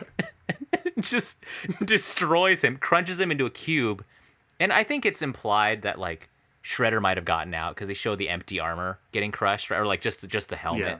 And you're like, did he die? They didn't show any blood or like fucking brains just coming out of the sides of the thing. But even Amber were like, what the fuck was that? I really didn't like Shredder's plot line, especially his ending. And I also hated his character design and his costume. Like, it looked really cheap. It looked like someone was wearing a Shredder costume from Spirit. It looked like Mortal Kombat era costuming, and the edges of him did not look sharp. Like, I want to feel like he's dangerous. Right. And it looked like, like you said, and he was not bulky. He wasn't intimidating at all. He was like smaller than the Turtles, essentially. So like his clothing was loose and flowy. So you were like, oh, that dude's like 5'6". When you look up like Shredder and look at other iterations from him, even in the comic books, you're like, okay, that dude whoops ass. Like, that dude is a badass. And some of these, he looks actually like kind of scary. He looks like a knight or something, or someone from like Mortal Kombat from the actual games. This one, it doesn't really work. And I wonder if they used other villains in the other movies, because I really don't remember. But yeah, dude gets fucking clowned at the end. A bit of an anticlimax, but you do see the Turtles kicking ass all the way until the end. It ends with an original song by oh my God. It was like this rap song about the Teenage Mutant Ninja Turtles back when like they would just commission songs like that, which I think is amazing. And Splinter says cowabunga, and they all just high five and get pizza. Dude, the cowabunga. So what was happening was she's like, so Julie says they all have like their own catchphrases. That's kind of funny. And I was like, yeah, my favorite's cowabunga. Mm-hmm. And like they each go. This is throughout the whole movie. Each kind of goes by, so it's like, radical! And Donatello is kind of like workshopping his, right? Yeah. And he's like, oh, it's fun. Excellent! And she's like, nobody said cowabunga. And I was like, I know! It must happen. It must happen at some point. It's coming. And that happened like 3 times, right? At the end of the movie, each of the 4 of them, the Turtles, say their like little catchword phrase. Radical, excellent, like whatever. And then Splinter walks up. Or no, 4 of them say it. And then Julie was like, they didn't say cowabunga. Like rubbing my nose in it, essentially, like thinking like they really make you sweat. Like you misremembered this, and you bragged to me that this was your favorite. And then Splinter walks up, and everybody's like, "Oh, like essentially, like what is Dad gonna say?" We were kind of goofing off, but what's Dad gonna say? And he goes, "My favorite is cowabunga." And I was like, "Yeah!" And like, I don't know, it's fun to be cheering on really stupid shit in a movie, like. It's fun. It's fun. You don't have to be so serious all the time. Right. And even Master Splinter, like, that's a moment where you're like, that's kind of their dad. He's also down with this shit. Yeah. Like he also likes to have fun with these turtles. And when it ends on a high note and you just want to like high five each other and go ride a skateboard, it has just such like this Gen Xer energy at the end. I think from front to back, I wasn't exhausted with this movie like I was with Turbo Rangers or with any like movie that's like this. I was just so surprised by like how easy this shit went down. And that's a credit also to like the director of this movie, Steve Barron. Like, I don't know if you looked him up. We've definitely seen a lot of this dude's work. We have a music video director in the mix here. This dude has directed Billie Jean, Summer of '69, Money for Nothing by Dire Straits, legendary music video again, Electric Avenue. Like, you keep going. These are just like amazing, iconic music videos. This, I think, was his like feature film debut, and he did like Coneheads right after that and a Pinocchio movie. But like this movie had a sense of, I don't want to say sense of rhythm because that's like fucking corny, but there was this sense of movement throughout where I think it just the pacing was good. I don't know, it worked for me. I agree, except for that the aesthetic with everything being trashy and garbage looking and gray and stuff, and a lot of scenes were filmed at night because during the day they can't go out because they'd be spotted, so they just kind of hang out in the sewers or in April's apartment, and therefore a lot of it was repetitive. And that was my only complaint, was that one time I looked down at my phone and looked back up and it was a different scene, but in the same location. Oh, yeah. And I was like, I must have missed something, but it's impossible to tell like what the story beat is. Mm-hmm. So I do agree with you. I think an hour and a half I'm always on bandwagon for an hour and a half movie. Yes. But perfect length. But it's obvious when they only have a few sets. And I don't blame him. It felt more like a play in that regards, but like they absolutely demolished a couple of the sets by the end of it, so that was really cool. Yeah, totally. This was all kind of very handcrafted. I mentioned this was number one in the box office back in March 30th, 1990. It made $25 million, huge success, which makes me happy to hear. Can you guess number two, Ryan? We're playing the box office game. Feel free. You can also guess for Jace too. You can play as Jace if you'd like. What was number two? Okay, Jace is gonna guess Lawrence of Arabia. It was not Lawrence of Arabia, but very close. I'm going to guess, was it a James Bond movie? It was not a James Bond movie. Was this number one, or was it the first weekend for this other movie? This other movie was in its first weekend as well. Yep, this is debut. Oh, smaller than this movie, huh? Do you have any hints? I'll give you a hint. It stars Julia Roberts and Richard Gere. Oh, Pretty Woman? Pretty Woman. That's less than this movie. Wow. Can you believe that? I thought that movie was huge and more iconic in like the mainstream sense. This got beaten by TMNT. The number three, this movie is in its second weekend here. This is a pretty big movie. I think you've seen this. It's I'm going to reveal it just by saying this. It has Sean Connery in it. Hunt for Red October? It's Red October. Yep, that's it. Hey, that's Tom a pretty Clancy good one. novel. You just said Sean Connery, and I was like, oh, it's Hunt for Red October. It's going to be Red October. That's number See, when three. Jace was going to guess Bug's Life. Dude, Jace has been fucking dominating this game, week. dude. You have no idea. Bug's Life, Lawrence of Arabia? You don't know. Idiot. Terrible choices, Jace. Redeem yourself next time. You broke the streak, though, Ryan. You broke the Jace streak. He's won the last, like, 8 box office games. Jace, you got to pull it together, dog. Ryan, did you want to talk about anything else before we get into the meters of this thing? I cannot believe we've talked about Ninja Turtles this long, which is the two of us. I had a little bit of a discussion question. Yeah. About we've already covered this topic about how New York is portrayed. Mm-hmm. But what do you think about people in Hollywood making movies about New York? Do you think there's any sort of incentive for them to portray movies like Point Break, even though it's about criminals and like FBI's and stuff, like pretty luxurious? You're on the beach, you're surfing it up, you're going to house parties and stuff.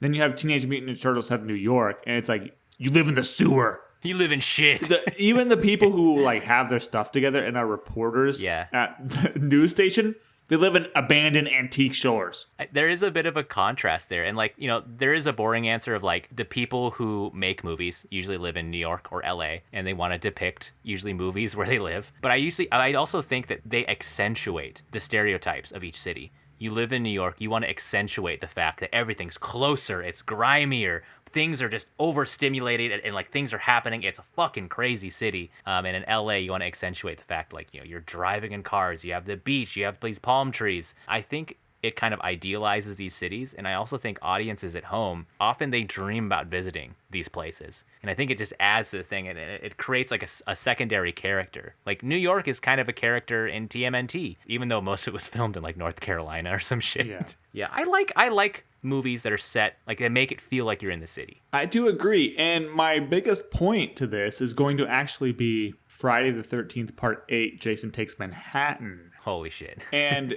that's, for me, the worst offender, because half of the movie takes place on a boat. He's not even in Manhattan. The next third of it takes place on some docks somewhere in Midtown Manhattan. Whereas, like, if you're on a dock in Midtown Manhattan, walk 2 minutes inland and you're at Penn Station. And the final, like, what is that, 14 minutes or something, 14%, is Jason walking around Manhattan and people just not giving a shit that he's serial killing people in the subway and stuff. And it's kind of the same idea where the New York felt like a trap in that movie, where like normally you're abandoned in the middle of nowhere and you're at a summer camp and there's no cell phone. Cell phones don't exist, but there's no phones, or Jason's cut them and he's killed half your friends, and he's cut the lines on your car so you can't go anywhere. Right. That in Jason Takes Manhattan is the exact inverse. Like, nobody in New York will care about you. Like, you're in danger, too fucking bad. You're on your own. Like, it's a cold-hearted city. Everybody's looking out for themselves. And you know what? If you're in danger, people are going to take advantage of you. And I got the same vibe from this movie. And it's weird in such a movie that's, like, so healthy about other things. It's so bleak. So my follow-up question is, like, since you've lived in Hollywood now for, 3 or 4 years, how do you feel about movies portraying Hollywood? Is there a particularly, like, bleak depiction that you think unfairly paints LA or Hollywood as, like, a trap? Yeah. I mean, I do think you mentioned, like, urban fear, like in movies where it's like people who don't live in these urban spaces, they're like, oh my God, it's so dangerous and it's so crazy. Granted, there is a higher, statistically, it's a little more dangerous. I get that a little bit with LA, especially movies from this era where LA was just seen as just this hellhole. But like seeing movies depicted in LA, even just in the modern sense or in Hollywood, I like seeing it. I think it's fun. It's just like how you like seeing things you recognize in movies. Usually I think Hollywood is still depicted as pretty glamorous, even though people in real life don't think of Hollywood as glamorous at all. Even when you think of like movies like La La Land, where they're in Hollywood quite a bit, or where they're in parts of LA. I think it's fun. I think it's cool. I do like movies where they kind of accentuate like the good parts of these cities. Like when I watch the original Spider-Man, where there's that scene where it's like, this is New York. You mess with one of us, you mess with all of us. Like I still get like teary-eyed when I see scenes like that. I don't know if LA has something similar in that sense, but yeah, like I agree. I don't like depictions where they just make cities seem like they're just this shitty every man for himself thing, because we are closer together. There is still like a sense of community. It's different from like a rural environment, but you do see people, and I think people do look out for each other in a different way. I completely agree. And I think in cities, because I do live in a moderately sized city, it's more of like safety in numbers. Yeah, and like exactly. The reason you're protective over people is because you have a sense of community and like an expectation that if you were in that situation, they would also protect you. Oh, and yeah. It's not because you have a personal connection to them. And I think that's what a lot of people don't understand. And it's interesting that you bring up Spider-Man. That's a great, Sam Raimi's Spider-Man. That's a great example of like a city having a positive perception of itself. And I that's much more accurate to what I've experienced in my life. Think about like other movies, like rom-coms and stuff, though, like Devil Wears Prada, How to Lose a Guy in 10 Days. Mm-hmm. Those movies also take place in New York, but it's during the daytime, and everybody's kind of like fun, upscale, like going around, having good life. And so I don't really understand why the portrayals of these quasi-crime movies are so different. I guess I get it because they're trying to make, there has to be criminals, but like, it just doesn't make logical sense to me. I think part of it too is like you can't have Teenage Mutant Ninja Turtles be in the middle of nowhere, Ohio, where it's just like they're gonna stop like this random property crime or something. You know, you have something like New York. And when people go to New York, I remember as an Alaskan going to like even Seattle or even going to New York later on, I felt fucking unsafe, man. I was like, holy shit, there's cars everywhere, there's people everywhere. You see like scary shit on the subway. And they wanted to they know you have that sense of what New York is like. So they put you in that and they're like, what if there's these turtles? They're freaks. And they're also in that mix too. And, you know, I think there's a sense of danger there. And I get why they put it in, you know. So here's a closing thought. Okay. Before we get into our meters, because this has been dragged on for long enough. What about the Teenage Mutant Ninja Turtles showing up to a summer camp? Yeah. And they meet Jason. Okay, I like this. They're the camp counselors. They get sponsored, you know, but they have to show up a week early to set up. Jason comes out of the lake, obviously, before the kids get there. Yeah. What goes down? Are there any casualties? You know, it makes me wonder, like, if there's going to be a moment where, like, the Ninja Turtles realize that their weapons actually kill. Like, there's going to be a moment where Jason hacks someone with a machete, and they like, one of them cuts Jason's arms off, and they're like, holy fuck, or something like that. And then from then on out, it's like, I'm not locked in here with you. You're locked in here with me. If there was a Played It Straight, rated R TMNT movie, that would be absolutely brutal. They shell slam somebody in the movie where two of these turtles, who probably weigh about like 400 pounds each, slam someone between their shells, and that person should have just exploded like a tube of toothpaste. So I think you could have something really cool here. These turtles, they're ninjas, man. They can like hide in the darkness. They can sneak up on him. Jason's not very agile. All right, he kind of just he's bad knees. Yeah, he's no Michael Myers. Yeah, Michael Myers, who fucking world-class sprinter. Oh fuck, oh fuck, oh fuck. And then shows up and just controls his breathing so it doesn't seem like he ran. Yeah, that's so funny. I think it'll be a sick movie. There have been crossovers with TMNT. There has been like a TMNT, I remember a Power Rangers. I've seen the meme. Yeah, where they shake hands and there's an explosion. I believe it was Power Rangers in space they crossed over with. I think that'd be a sick one shot to just review after reviewing this. I think they'd win. I think they'd beat Jason. They'd figure it out. Yeah, I think so too. Jason Turtle always power, loses. family. Okay, let's get into the meters, please, for the love of God. Turtle meter? I guess I'll go first. How turtle was this movie? How well were the Ninja Turtles depicted? Fucking 10, man. You can't get more Ninja Turtles than this. They were the main characters. I'm really, really glad that it wasn't just like a Casey Jones or an April O'Neil movie where it's centered around their lives and then the turtles show up and it's like, oh my God, but I'm still living my life and the turtles are in the background. This was all turtles. You see how they live. You see them joking around. Most of the screen time was that. That's how you got to do this shit, all right? I'm talking to you Godzilla creators with the modern fucking Godzilla movies, all right? You don't have your moneymaker just sitting in the fucking corner for 99% of the movie, okay? 10. Okay. Hard disagree about the Godzilla movies, but that's totally different. That's for a kaiju season. We'll go way into that debate. Hardcore disagree. Yeah, 10 out of 10 for Turtle Meter. I mean, guess what? Turtles in the name. Turtles in the game. Yeah. They're on the cover, too. Like, even the bad guys sort of look like turtles. They kind of do, man. There's also footage of real turtles. The actual fucking turtles in this movie, too. Yeah, the thing I like about this name is that it cuts right to the chase. It's not like American Pie, and you don't know what's going on. What it is like Fast and the Furious Tokyo Drift. Like, give me 4 words to describe that movie, and those are them. Same with this one. So, yeah, 10 out of 10. I don't know what the meter actually is.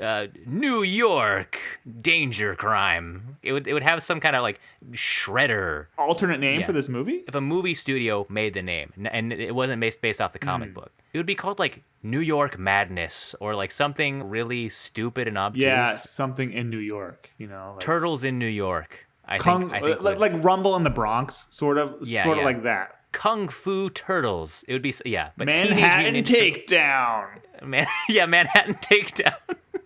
Okay, movie meter for this thing. We had a short discussion about camp last episode. where we talked about like movies that are over the top for a reason. They're in on the joke. And I think here they're in on it. Like they know how ridiculous the concept is. To have something so meta in 1990 like this, outside of like a movie like RoboCop or something like that, I think is pretty rare. I really appreciated a lot of the humor, the aesthetic of this movie. So much of it worked. It wasn't perfect, but fuck, man, I was totally entertained. You see like kind of the cracks around the seams sometimes in this movie. Some things look kind of a little low budget. Maybe some things don't totally land. There was kind of the weird Orientalism we were talking about. But overall, dude, you sit most people in front of this movie, I think they're going to enjoy it. Reviews for this were pretty mixed when it came out. Even Roger Ebert wasn't really sure about this thing. I think it has like a 50% on Rotten Tomatoes, so I think it's one of those things where you get it or you don't. But I enjoyed this way more than I expected. I'm going to give it, I think, a 7. I can't give it too much higher because it's not perfect, but otherwise it's a very tight movie. It accomplished its goal here. The ending was kind of rushed and weird, but fuck, dude. Turtle power, man. Yeah. You did a good job of laying out what my thoughts are. And my score is ultimately a 7. This maybe kind of runs into the dog curve problem. It's like, could a movie about turtles ever be a true 10 out of 10? Because I think about the scene in Monty Python when they're the Holy Grail, when they're counting out the directions for using the holy hand grenade. They're like, you count to 3 and you throw. 4 cannot be counted to. 5 is right out. And I think about that for this movie. I can't give this movie an 8 because it just it sucks. It's too high. It's too high. You can't give a crappy movie an 8. This is my likeness towards this movie. The reason I like this movie is because of the quirky, weird, kind of not great stuff it has in it. So I can't give it an 8. 9 and 10 should not even be on the table. Don't even go there. You're out of your mind. No, we're not. There's a miscommunication about what we're doing if you're giving this movie a 9 or a 10. And so I think 7 is good because I ultimately did enjoy watching it, and I enjoyed it watching it more than I thought I would. So right then, we're talking 5, 6, 7. And I actually think it's pretty good. It's got good messaging, good role models. And like we said, there's not a lot of guilty laughs. So I don't feel bad about giving it a 7. Are a lot of people going to give this a 3 or a 4? Yeah. Yeah, but definitely. Who gives a fuck? It's fun. I threw it on after having a life-changing experience. Then I needed to come down. The Turtles were there for us, right, folks. And we hope they can be there for you, too. And honestly, after seeing this, I want to see the rest of the Turtle movies. Yeah, me and Julie were looking for something to watch today, and we almost put on the sequel. Shit, honestly, August 2nd, when that new Turtle movie drops, this is not a cross promo. We ain't getting shit for this. Not a sponsor. All right? Not a sponsor, but I might see that shit, man. The cast looks fucking fun. Post Malone's in it. That's fun. What? But yeah, folks, there you have it. The GBGBs, or at least 2 of them, we reviewed Teenage Mutant Ninja Turtles. Let us know what you think about this movie. Have you seen it recently? It's on Tubi. You guys can watch it for free. Just get the Tubi app. It's free. It's on HBO too. That costs money though. Let us know what you think. Like, subscribe, our shit. Keep listening to our car season, guys. We have more car season episodes coming along the pipeline. I think this season has been pretty fucking wild right off the bat. It kind of devolved into the 3 of us in an arms race of who can pick the wilder movie, I think, which I love. We're at that point in our podcast now. We thank you guys for sticking with us throughout the summer break. Depending on our schedules, we may do more summer break episodes. Let us know if you like these one-shots, or should we just shutter the fucking show when we can't show up? You don't like these one-shots? Well, we're still gonna do them. We're still gonna post. Screw it. Screw what I just said. We're still gonna do them. The show's live, folks. There's no script. There's no script here. All right, there, I said it. Ryan, is there anything you want to say to the audience? Goodbye. Goodbye. Thank you. This has been the Good Boys Gone Bland. Like our shit, folks, and join us next week for the art of racing in the rain. Has anyone said we're gonna watch the art of racing in the rain next after they reviewed Teenage Mutant Ninja Turtles?